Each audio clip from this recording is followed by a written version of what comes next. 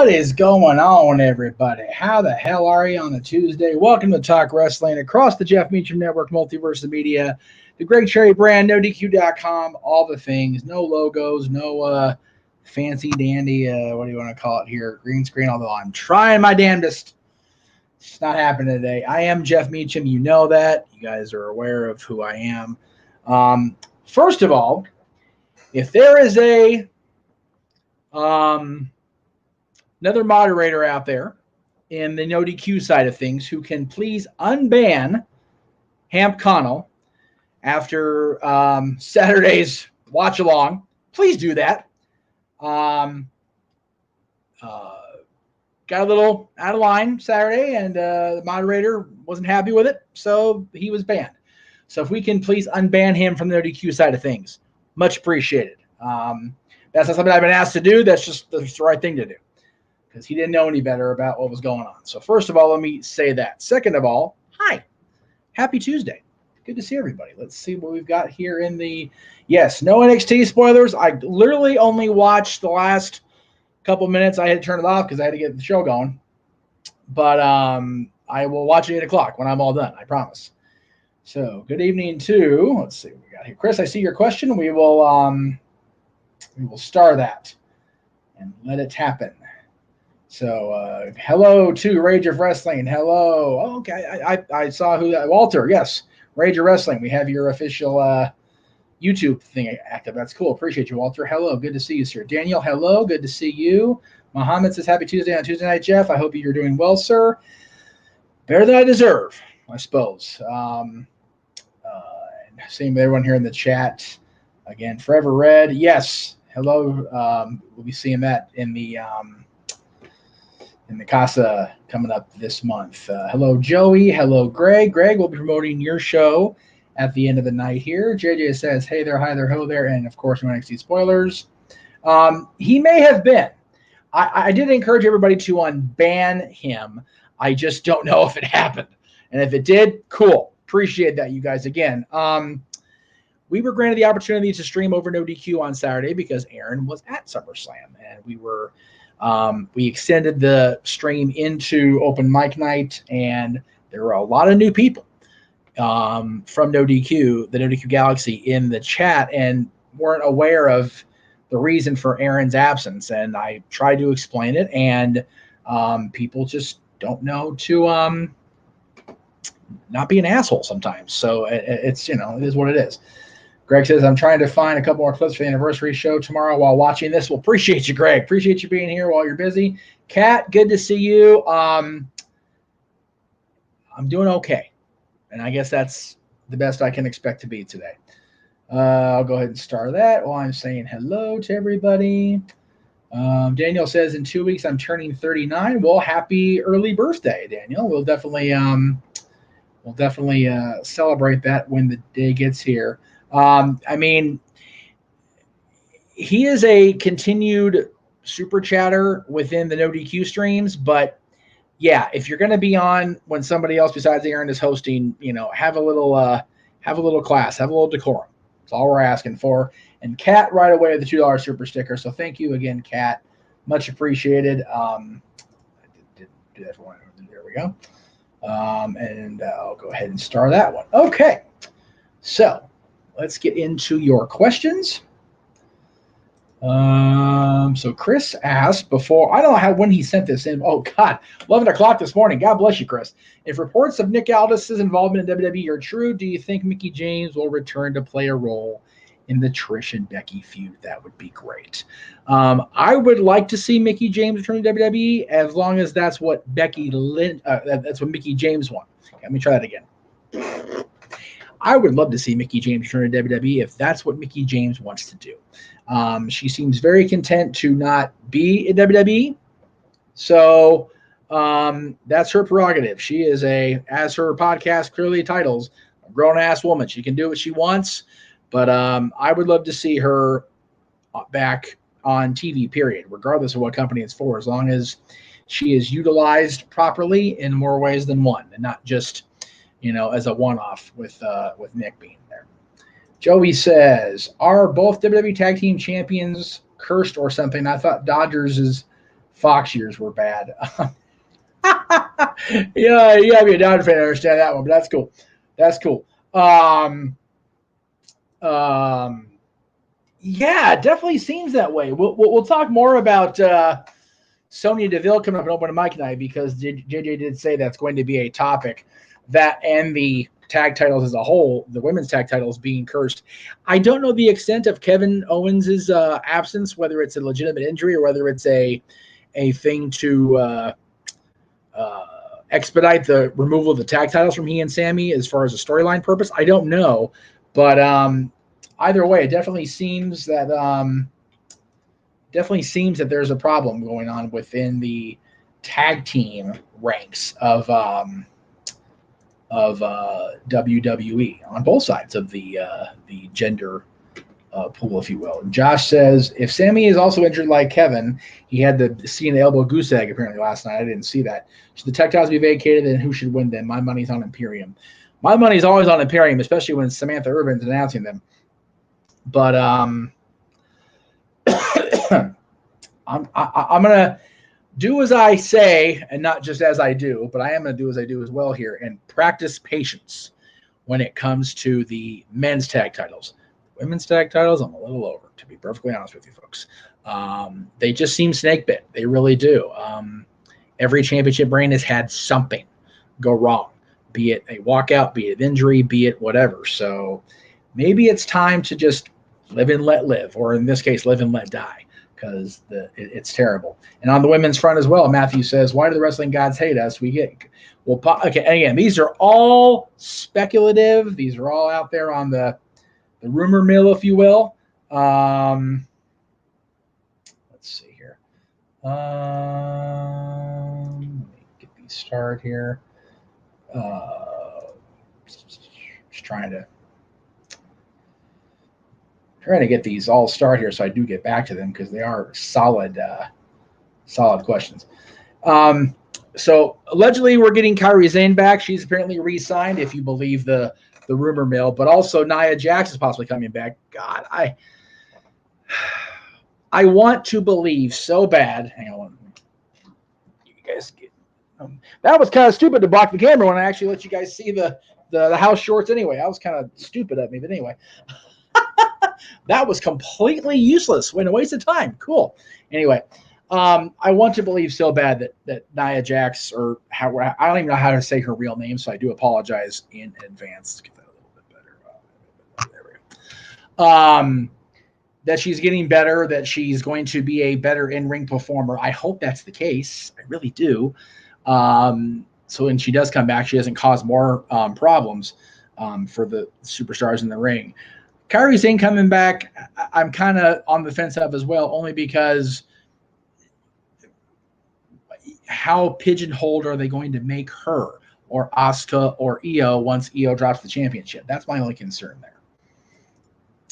Mohammed says, I heard the SmackDown won't be on Fox anymore. Any chance that SmackDown will go to different channels or go back to previous channels such as USA, Sci-Fi, CW, or My Network TV? I don't think My Network TV exists anymore, for one thing. I don't know if that's the case, honestly. I don't know. But anything's possible. There was a lot of talk when the networks had the upfronts earlier this year that there was no mention of WWE from either Comcast or Fox, as far as Comcast, NBC, Universal, with USA Network, with Raw. So I don't know. I don't know if that's changed since I last saw a report of any substance.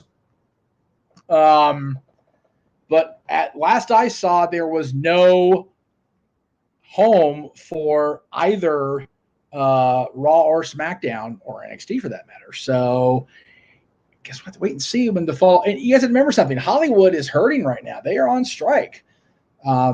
SAG-AFTRA is on strike, and the Writers Guild are still walking the lines. So there won't be a whole lot of scripted television to go around for the fall season. So they may be leaning heavily on reality TV, and in this case, WWE, for content on their networks. So don't be surprised if those renewals all of a sudden spring up out of thin air, because there's no scripted television to speak of right now with the performers on strike. So, and the writers as well. So it's going to be interesting to see. There you go, Kat. Very good. Yes. It's interesting to see how it happens. But time will tell. Let's see what we got here. Dun, dun, dun. They are saying KO has broken ribs. Sammy, I guess, had tennis elbow yesterday. Also, Meltzer saying Roman's injured. Well, okay. I don't want to lay it just on Meltzer. I really tore into Meltzer Saturday. I didn't feel bad about it. I noticed that I did. The closing of Open Mic Night reflected that. If you go back and watch that, it's an endurance test, but it's fun. Again,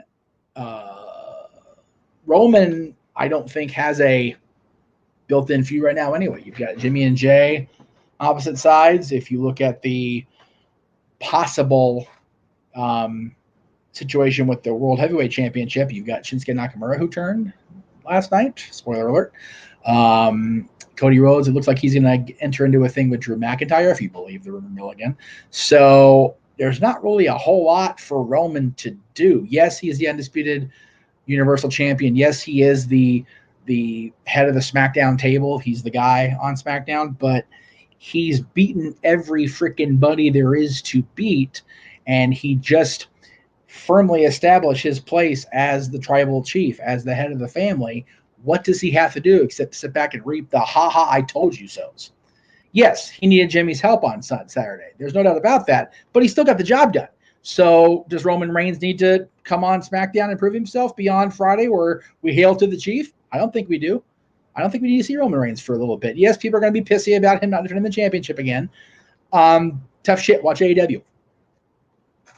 You know, if you, I have said it for the longest time. If you don't like what you see on the television or on pay-per-view or premium live event, or you don't like what there is to devour as far as content, as far as merchandise, take your wallet elsewhere. That's how you speak to companies. That's how you speak to Disney. If you don't like their content, our content, whatever you want to call it, same thing with any outlet. If you don't like what you see in a given environment, take your money elsewhere. It's really that simple. If you don't like what you see, pick a different platform to consume from, and the platform you left, if enough people leave it, might go, might want to fix that. Oh, let's see where we're at here. I feel like I'm having Meachception right now. I'm doing two things at once. Yeah, it's difficult. Does anybody actually believe Shinsuke Nakamura has a chance? I see him possibly get a title shot, but they have botched him so bad, so hard to take him serious. Yeah.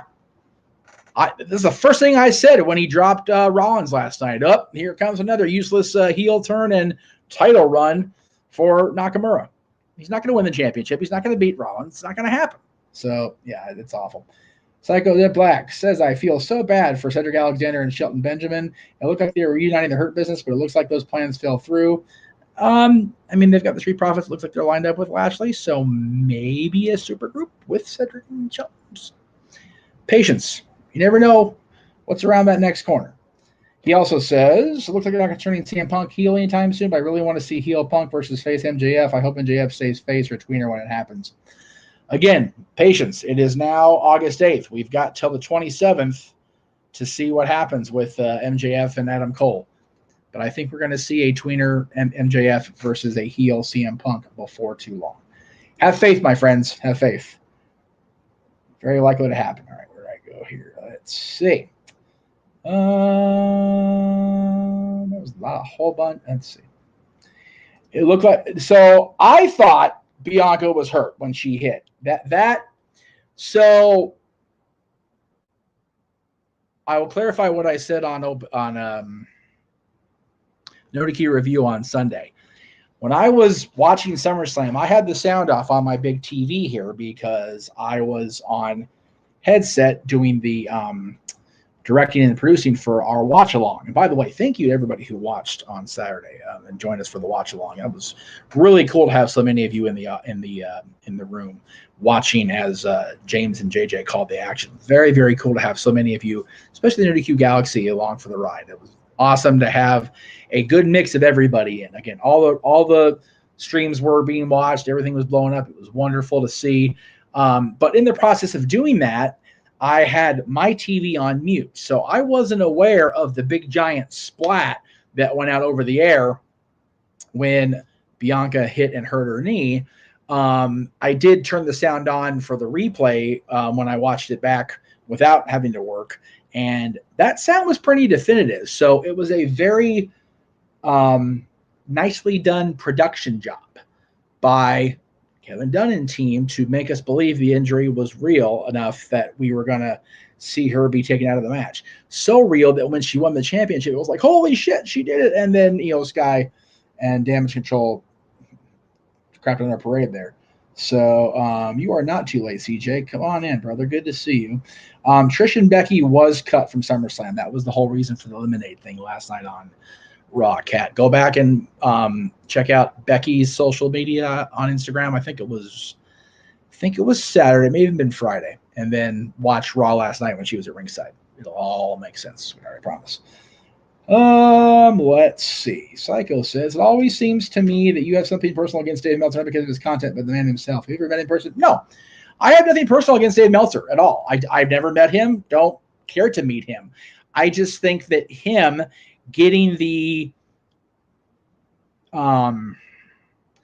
acknowledgement as a knowledgeable journalist within the realm of professional wrestling, I think is silly. And I say that because he didn't have an ounce of true credibility or even any stroke at all within the industry until Bret Hart gave him the firsthand account of his side. Let me make it clear, Bret's side of what happened in Montreal in 1997. Before that, it was literally a dirt sheet, a rag that was passed around the locker rooms, and it became an online presence, obviously, now. But it bothers me that so many people have put so much stock and faith in what Meltzer and Brian Alvarez and all these people put out there on the regular. I'm not disqualifying Aaron from that either. For the record, I know I'm on no DQ and I'm probably speaking out of turn here, and that's fine. But I've always had an issue with taking things as the word, as the law, because this person said it or that person said it. And I only went along with putting the stories out there as a audio and later a video presence because I didn't know any better. I know better now.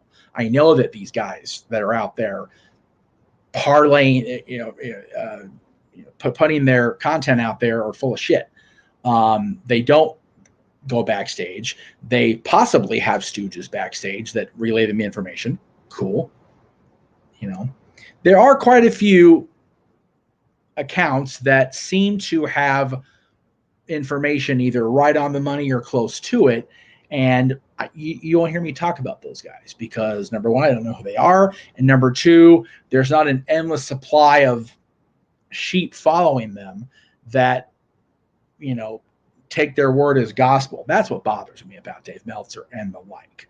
It's not just Dave, he's just the biggest perpetrator of it. Good question though, Psycho. Thank you. Let's see. Just trying to scroll down and see where I was. This lag is just such a mucker feather. Psycho, I'll put yours up here. Do I think Dwayne would be more willing to return to WWE if he didn't have to wrestle a single match? Perhaps special guest referee free for Cody versus Roman. I don't think that's it.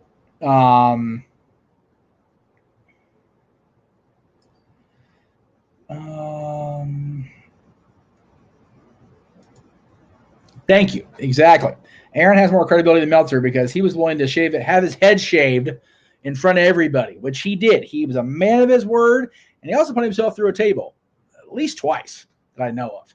So JJ says, thoughts on what we saw last night with JD McDonough, Finn Balor, and Damian Priest? Well, Raw spoiler alert. Okay, cool. I liked it. I like seeing McDonough on Raw. It was awesome to see him make his presence felt on WWE television. Very, very cool to see. I think they've given Mr. Balor an out for not having to remain with Judgment Day, which is always good because I think that there we go. Thank you very much. Get your homework done, Mansfield. Put you on timeout. It's cool to see McDonough kind of go in with Balor. Hopefully there's more to it once this Judgment Day split happens, whenever it happens. So there you go. And circumstances have Damian Priest failed to cash in Money in the Bank. We don't need another Baron Corbin. Thank you. Okay.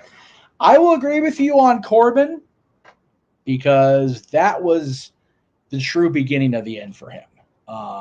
That he's just now recovering from almost 7 years later. It's awful, right? Sandow,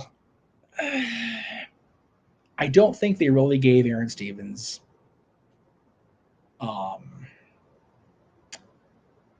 fair shake. And I know that's probably hard to swallow for people because he was Mr. Money in the Bank. Jeff, what are you talking about? He jobbed him out to Cena. Yeah, they did. But that guy's a lot more talented than he was allowed to display on WWE television. If you've watched his stuff in other companies, the guy's got talent for days. I'm a big fan of Aaron Stevens. I have been for a long time. Wish I could get him on the show for an interview. Tried that more than once. NWA is just very hard to weed through. But maybe someday.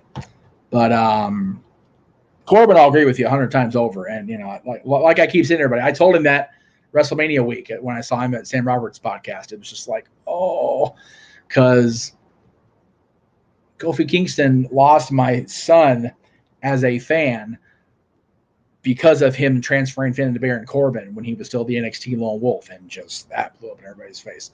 Hopefully the Lone Wolf will continue to be strong. Yes, he went to a schmoz with Gable Steveson, but hopefully we'll see more of Baron Corbin being that Lone Wolf character again and regain some of whatever credibility he can regain, because it's been a long, arduous 6.5 years. Yeesh. I don't know what that means, but okay, cool, Ernest. I got this hat. When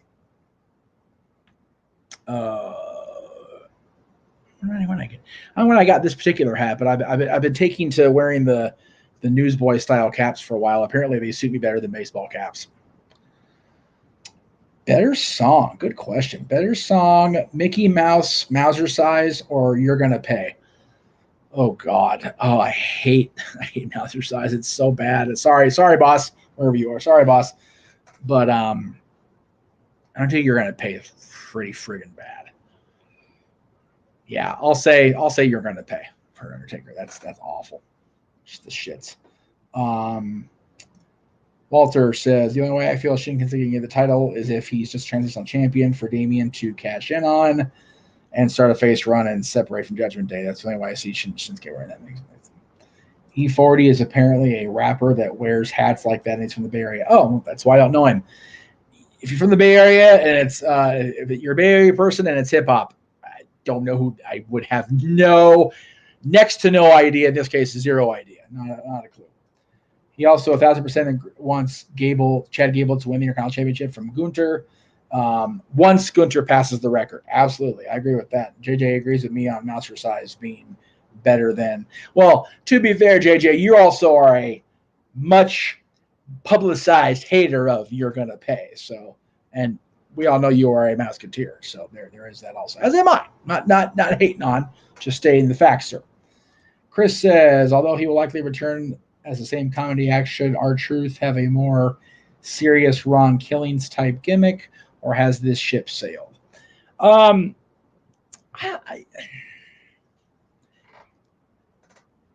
I liked Truth being serious in TNA. I had a very difficult time with Ron being a heel in WWE. The little Jimmy thing was what it was. I wasn't a fan personally. I know a lot of people were, so I'm not hating on that. Just saying. I don't think there's a need for him to come back and have that switch flipped back to serious or aggressive.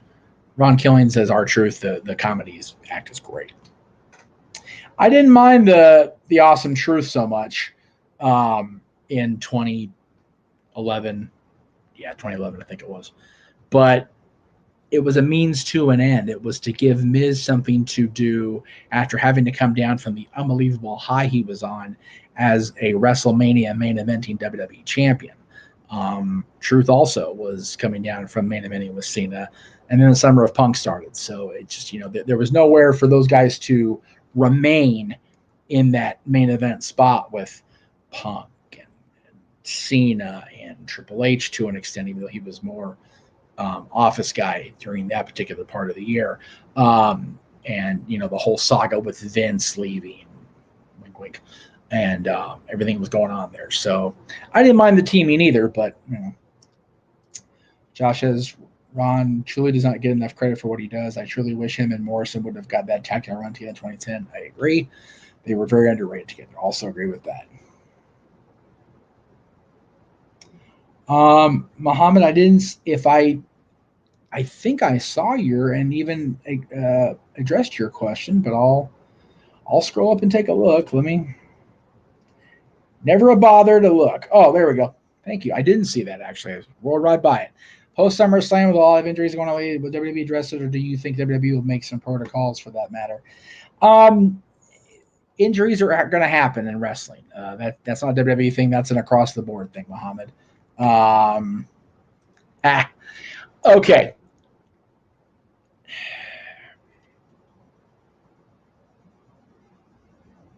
I don't know if I want Ron to do that though.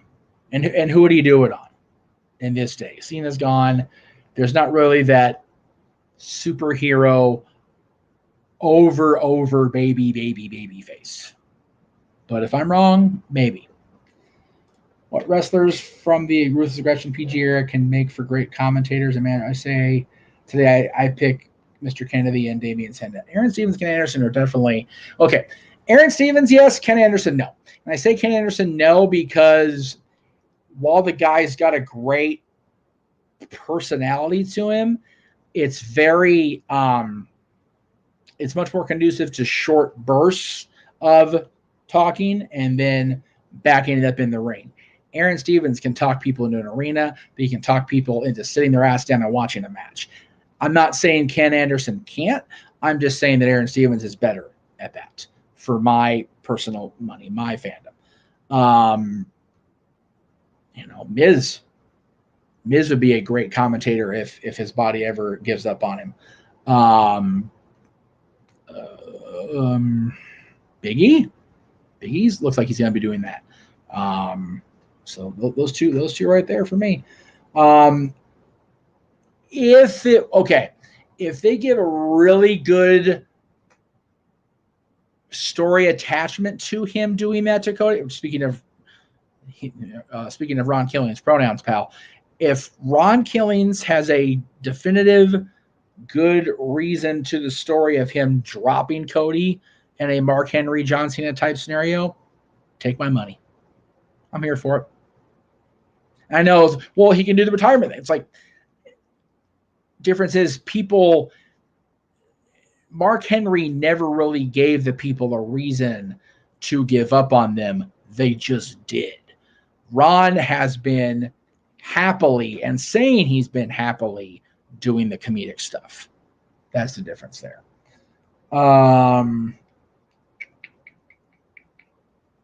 Yeah. Brock working with Truth during that run that Brock was on and that Truth was on at the time was great. It was funny to watch. Let's see.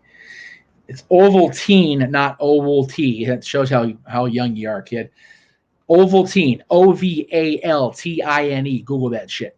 It's so odd this week hearing people call 2009, 2011, 2012, 2013 time of WWE's dark times. When I loved that time of WWE when I started watching. Yes, it was 6th grade. It's okay. Well, my son's even younger than that, so. Or my son was born around that time. So not quite that time. 2009, my niece was, but 2008 for Dylan.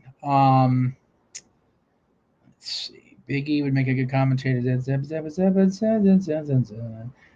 idea. Have Seth Rollins hold the world title to WrestleMania, and he drops it to Braun Breaker. There you go. I'm all right with that. Corey Graves is a great example of guys that had to transition and have excelled far beyond expectations. Corey Graves is the best analyst in the business. I said it and I mean it. Yeah, he stole my show name. Okay, he didn't. WWE did, right? And that podcast is bad, by the way, because you got him and KP now on there. I like Kevin. He's a nice guy, but man, his announcer voice is just the shits. It's the reason he's taken off Raw. And it's not that he's a bad commentator. It's just that accent every Monday, all 3 hours is just a lot. A lot. Barrett's is too. But Barrett's an analyst, not calling all the action step by step like KP was. So there you go. Shelton mentioned another great example. Very unpopular opinion. We were talking about this on Saturday. The guest host thing. Oof. It's rough, especially Piven.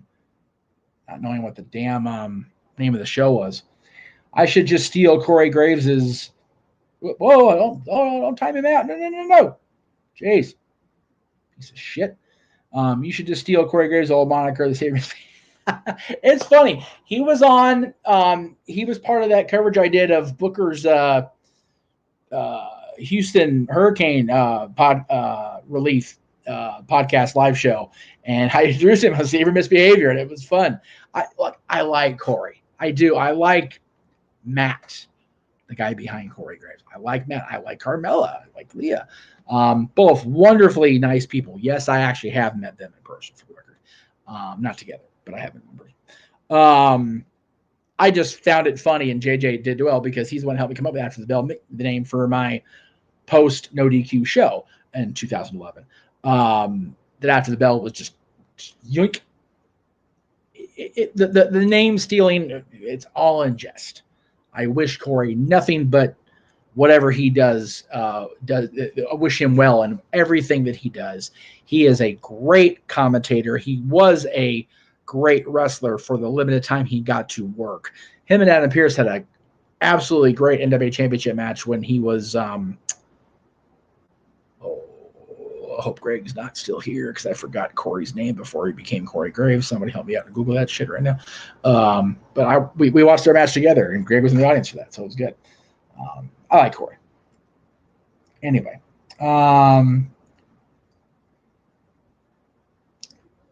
let's see. Gable Stevenson's problem, aside from allegations. Allegations? Didn't know that. Is that they're trying to make him the next Kurt Angle should be his own character. And should be his own person, his own character. I agree with that. If Randy Orton is indeed returning, how would you book him, and what can he do in order to wrestle safely, not putting his career or health at risk or in jeopardy, rather?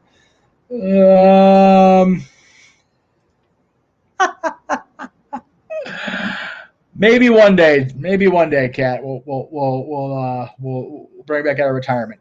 No. He had a name in when he was wrestling. I know his real last name. There was a name he used on the Independents before he became Corey Graves. Again, Meltzer of the Multiverse, do your research. That's why you get the Meltzer name, because you give the wrong information. Muckerfather. Sterling James Keenan, thank you very much. Anaheim, see, the Anaheim Ducks Sucks account always comes through in a pinch because they, like I, know the Anaheim Ducks suck. Thank you very much. Sterling Keenan. There you go. Thank you both very much. Not a duck here necessarily, JJ, but there you go. Yes. Great stuff. As far as Randy goes, I am so hesitant to speculate on Randy Orton's return or, timetable on injury, whatever you want to call it. It's just, I hope he comes back. I hope he's able to come back, and I hope he's able to be safe when he does. But I'd rather see him have quality of life and be able to be a proper father to his kids and a capable husband, and be the guy at home for his family, because that's everything. It really is. Austin Theory should jump the U.S. title and get a tag partner so he can work on his character development. There, you're not wrong. I know JJ's going to be mad at that, but I think Theory's very much got lost in the shuffle. And we talked about this on Sunday. Forgot what show we talked about it.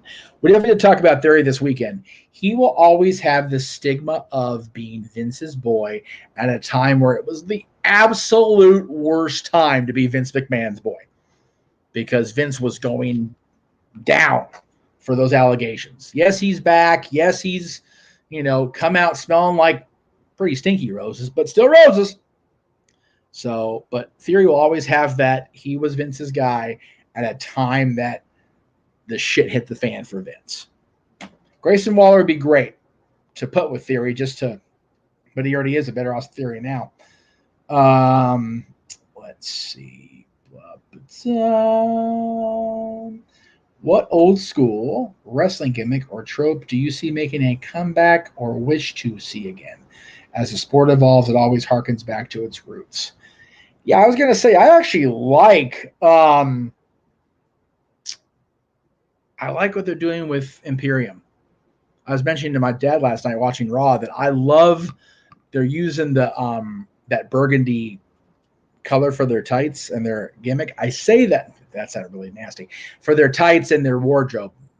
Wrestling gimmick can mean a few other things. That was a really bad double entendre. If you know, you know.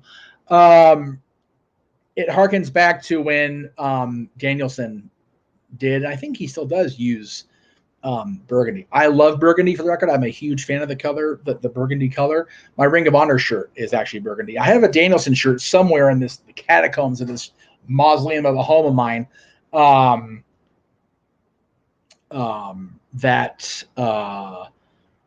was the old Bryan Danielson Revolution shirt. And that was in burgundy as well. So you guys ever want to get me something to wear or to, gush over wardrobe-wise, fashion-wise, burgundy. It's your best bet. So there you go. Okay. I think that is going to be where I call it. So thank you. If you know, you know, folks. That is the worst idea yet. Oh, I love Shell so much. I was so happy to see her again at the pay-per-view. All right. Anything but a super chat, I'm gonna call it tonight. I'm gonna get to my gratuitous shills. Guess what? I am not a podcast host or a stream host. I am a salesman, by God. The No DQ review came back on Sunday after a week off. We'll be back again this Sunday for that as well. You can also, if I can be so inclined to scroll down, over on the members side, which the damn graphic isn't in here because this phone is just driving me bananas. In the Casa D-Teen Studios members section, you will be able to catch this week JJ giving his review of the pay-per-view that drew him in to buy his first ever WWE pay-per-view live on pay-per-view, SummerSlam 1998. You can also, in the community section, vote for your choice for which classic SummerSlam match Noah and JJ will call coming up in the members section. It's down to the Intercontinental title classics between Brett and Perfect, Brett and Davey, Hunter and The Rock, and the World Championship match between Chris Benoit and Randy Orton. Those are your choices. Check them out on over on YouTube in the Custody Studios community section. And thank you, Walter, for the super chat. Much, much appreciated. Thank you, sir. Let's see. What else is going on? Oh, tomorrow. Yeah, I was going to plug this since we're here. We're here. It's finally here. So I changed the graphic on this, and the reason I did that is because I am hesitant to promote guests because through one reason or another, either Greg or I tend to have guests not appear when they're advertised or be late or have some sort of something happen. But I will be more than happy to promote the guest for tomorrow's episode of the Greg Cherry Show. Will be none other than Fightful's own Sean Ross Sapp. That'll be tomorrow, 7 o'clock Eastern on both the Greg Cherry Show, Greg Cherry brand, and the Jeff Meacham Network YouTube page. It will not be across the multiverse. It'll be on those two channels. Stat Boy Sports Bar was on earlier today. You can catch them every Tuesday at 7 or 7:30 Eastern, depending on who's running the show.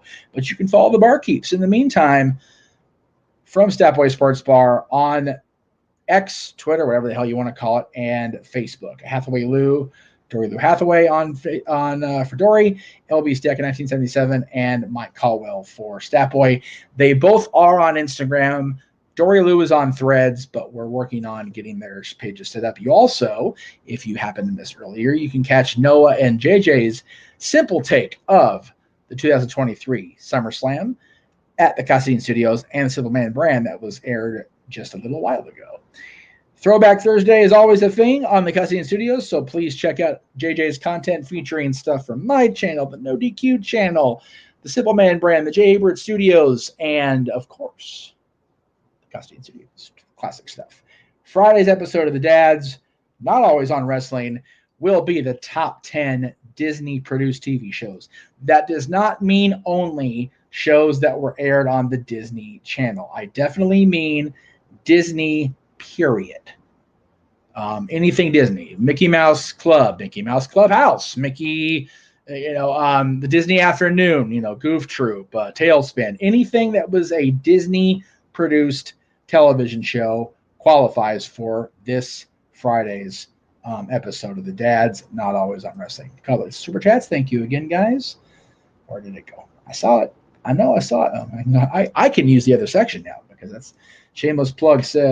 Kat says shameless plug. Miss Floyd Baby Boy would say yes. Thank you, Kat. Appreciate you.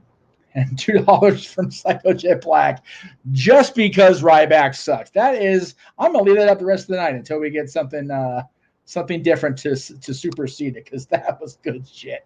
I will always make that a thing. Again, Friday's episode of Dads for Disney. Saturday night's all right for fighting if you're on Collision. But this Saturday, because we have a Dads episode on the actual birthday, that is a really bad blur. Give me a second so I can make that go away. Didn't work. It's okay. Let me see if I'll do this. Aha. I hack this thing. Give me a second. I promise I will. I want this damn thing to work. Because it looks like shit when it's blurry. I hate it. It drives me nuts. There we go. Come on. There it goes. Hi. Saturday's episode of Open Mic Night will, of course, have our topics. We'll talk about Sonya Deville's injury, which sucks. I feel so bad for Daria. It's awful. We'll talk about All In, possibly superseding WrestleMania as the most attended or more attended show, best or as far as ticket sales are concerned. But because we're doing a episode of Dads on 11th, August 12th, will be a salute to the 70-year-old birthday boy, the immortal, the icon, Hollywood, Hulk Hogan. That's right. Josh has his homework assignment because he decided to post an article on NoDQ.com saying that Hulk Hogan contributed nay a thing to professional wrestling. He has to come up with positive contributions that Hulk Hogan made. And he will be revealing these choices throughout the course of the show. So stay tuned for Saturday and Open Mic Night. And just found out on, let me see what day this is here.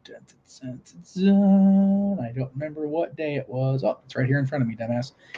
So 3 Fridays from now, not this Friday, but in 2 weeks, we have a live dad scheduled, JJ, if you're still here. We may have to pre-tape that one because I have a possible road trip out to Arizona again, and I'll leave that where it be. That's a very distinct possibility for a mutual friend of ours, JJ. So we may have to pre-tape or pre-record the August 25th episode of Dads. So stay tuned for that, guys. Maybe we'll get the girls on the show. That would be wonderful. Anyway, that is it for me. Thank you all very much. It is much appreciated that you guys come in each and every week to talk wrestling, whether it's on NoDQ.com, whether it's on the Jeff Meacham Network or across the multiverse. Again, we'll see you guys tomorrow for the Greg Cherry Show and for Aaron's recap of Dynamite and everything throughout the course of the week. Have a good night. We'll see you next time.